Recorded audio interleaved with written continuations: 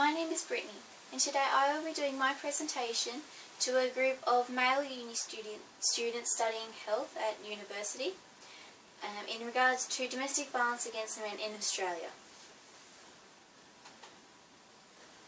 Domestic violence is the act of any incident or threatening behaviour, violence or abuse which can either be psychological, emotional, physical, financial or sexual against a former partner or a partner or family, regardless of their gender or their sexuality. In today's society, approximately 40%, so almost half of all domestic violence acts, are against males.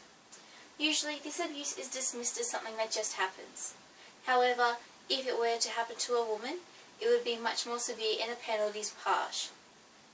So why aren't we as aware or as concerned about these effects of domestic violence on a man, where it can be just as damaging to them as it can be to women, and there is nowhere near the support or the help for them?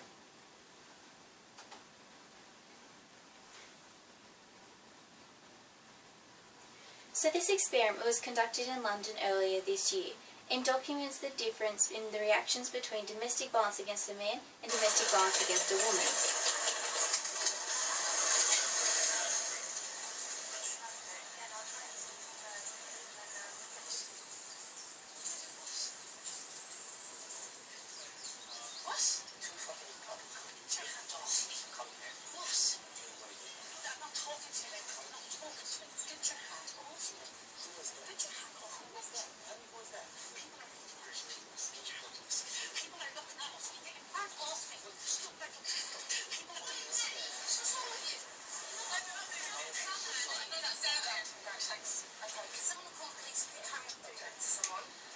If I don't, someone else will. Okay. That'd be fine. You have to put up with that. Okay, the way. Thank you.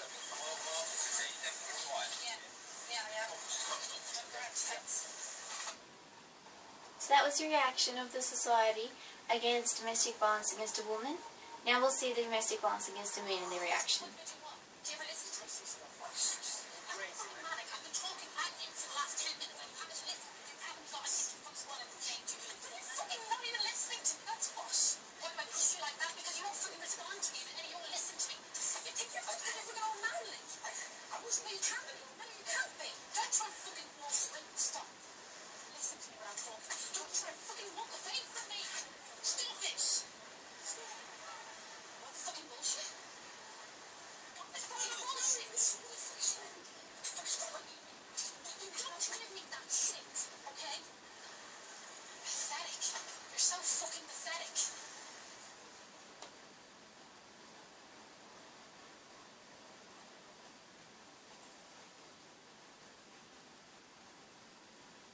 Okay, so that was run by the Mankind Initiative, which is a campaign in London who support men suffering from domestic violence.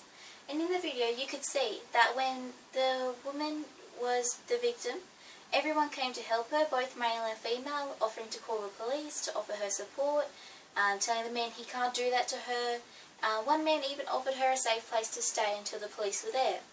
Whereas when the man was the victim, everyone just kept walking, they pointed, they laughed, no one got involved, despite the woman being just as rough, if not rougher, with the man and physically abusing him more. Domestic violence is more common than you think. So approximately 2.9 million, which equates to 1 in every 6 men, have experienced domestic violence at some point. For every 5 victims of domestic violence, 3 will be female and 2 will be male. So those numbers are quite close. Studies have found that the prevalence of domestic violence is also increasing as marriage duration increases. So that just goes to show that it may not be a sudden thing.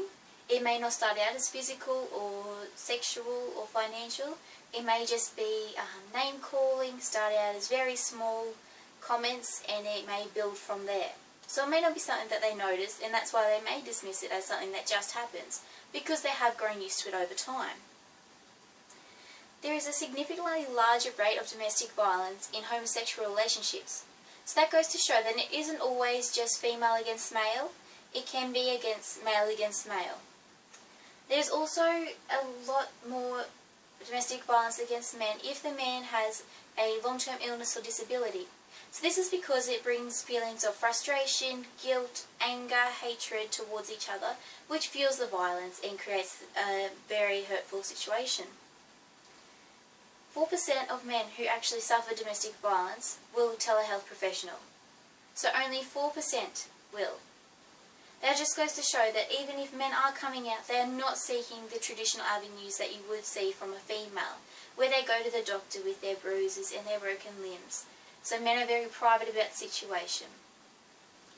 And an estimated 28% of males who do suffer from domestic violence won't ever report the situation to anyone. So that includes their family, their friends, police, doctors, and in fact, men are actually 3 times more likely than women to not report the situation to police.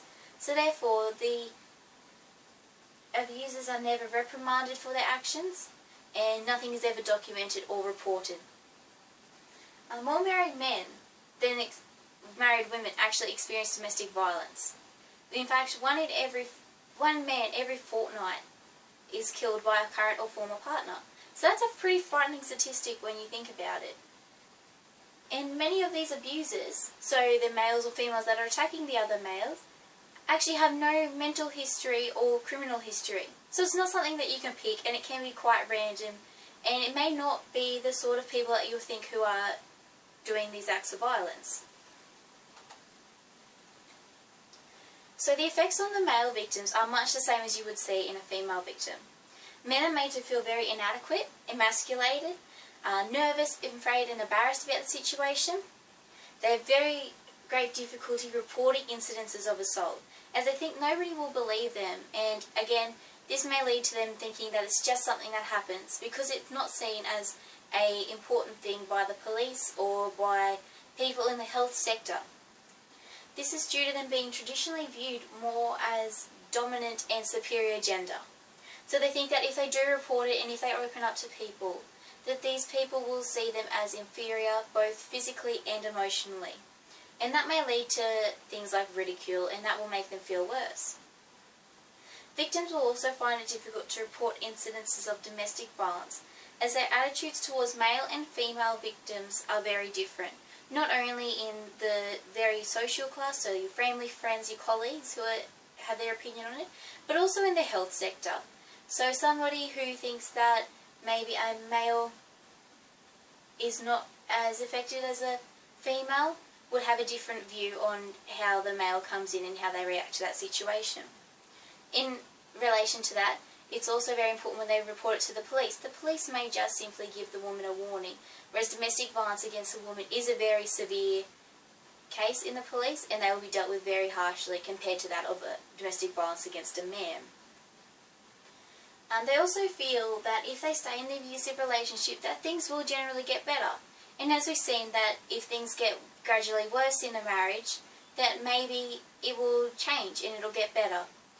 So they feel that if they do leave, then they will be ridiculed and they will lose respect from colleagues, their friends, their family, and if there are children involved, they'll potentially lose contact with their children.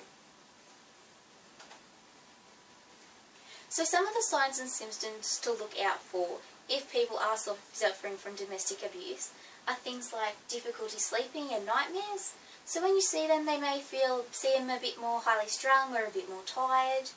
They might have depression or low self-esteem, so they could start to doubt themselves more than usual, just seem a little bit down. They also you may see that they're having relationship difficulties. They may brush this off as something that's just happening, just going through a bit of a rough patch, but it is something to be aware of. And you may also see them being a bit more fearful, anxious, and you may even see them suffer panic attacks. So those are very clear signs of something like domestic violence and closely linked to depression. They may also start to isolate themselves from their family and friends, and this can be either through things like working long hours at work, so longer than usual, drinking excessive amounts of alcohol, maybe taking up smoking to exclude themselves from the situation, as you can't smoke in restaurants or pubs. So those are all the signs and symptoms to look out for, and just things to be aware of when it comes to domestic violence against males. So what can you do? Because men are more likely to disclose information about domestic violence to counsellors, friends, family, colleagues than they are to the general practitioners, the police and support services. So if someone comes to you, it's very important that you do take that seriously, because you may be the only person that they're opening up to. So if someone does come up to you and say that they are suffering from domestic violence, communication and showing your support and understanding are vital, because they may give them the courage they need to report the issue a bit higher and for the necessary processes to take place. You definitely need to recognise that it is not okay. Don't be a bystander like the people you've seen in the video. Don't stand by, let it happen, laugh, encourage it, because it's not healthy and it is not great for the male at all. You need to be aware of the signs that we discussed earlier and the sudden changes in behaviour. So as we talked about, the depression, the tiredness, drinking excessive amounts of alcohol, isolating themselves. Those are all the warning signs that you can see before maybe major things happen. So they can either act out against the partner, they can maybe cause harm to themselves. So that's definitely something to pick up on the warning signs early to eliminate any chance of that happening. So if they are starting to isolate themselves, make sure you create an opportunity to talk. So if you are concerned about a friend, a family member, a colleague, invite them over, spend some time together, let them know that you're there to support them and that they can open up to you, and just see what happens from there. If you do need help, there are a lot of helplines out there, so like Lifeline, Beyond Blue, Mankind Initiative is a big one in the UK. They all offer support not only for victims but also for the family members, friends and colleagues of the victims to help them help the victim through the situation. A big issue is you need to maintain the victim's safety. So don't go approaching the abuser, because it could aggravate the situation, but also you could put yourself in harm's way, which is not the wanted end result for any of these situations. You need to offer reassurance to the victim.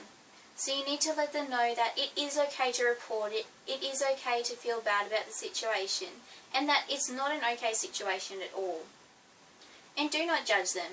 Don't judge the victim on how they're reacting, on what's happening. Let them know that you're there for them and that you're going to support them and you'll communicate with them to achieve a better result. So in conclusion, it can be seen from the preceding presentation that domestic violence against men is just as prevalent in today's society as that against women.